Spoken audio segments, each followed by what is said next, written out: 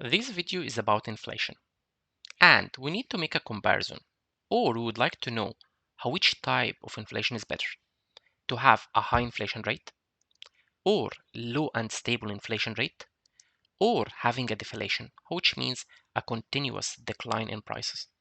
Inflation is a continuous increase in price. So what do you think, guys? Which type of inflation is better? So in order to decide, I need to look from the demand and supply perspective, which means the consumers and producers. So let's start with consumers and producers.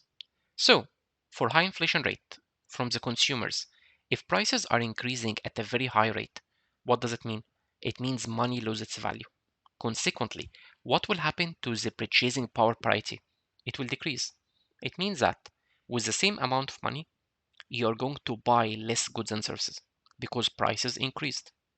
Therefore, for you as a consumer, you are worse off because you're going to buy less goods and services with the same amount of money.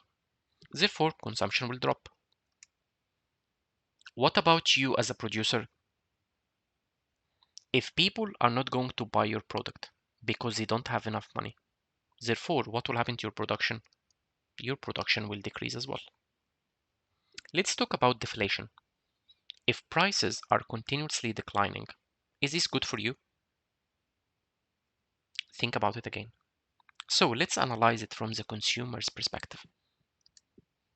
So if you need to buy a car and you're going to pay $50,000, but you know that if you wait 1 month, the price of the car will drop from 50,000 to 45,000.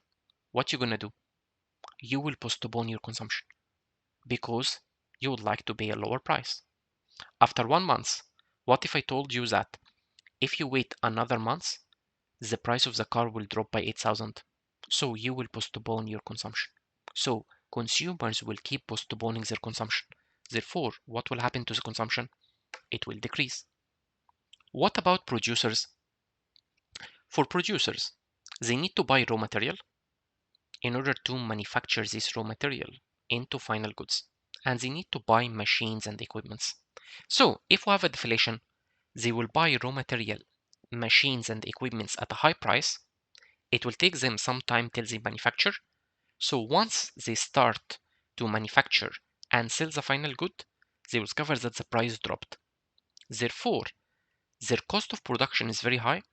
The revenue they receive will be lower. So they will make profit or loss, they will make a loss. So do they have a motive to produce? No. Therefore, what's they gonna do? They're gonna postpone production. Therefore, production will decrease. Is this good for the economy? Definitely not. Therefore, which type of inflation would be the best for the economy? It will be low and stable inflation rate.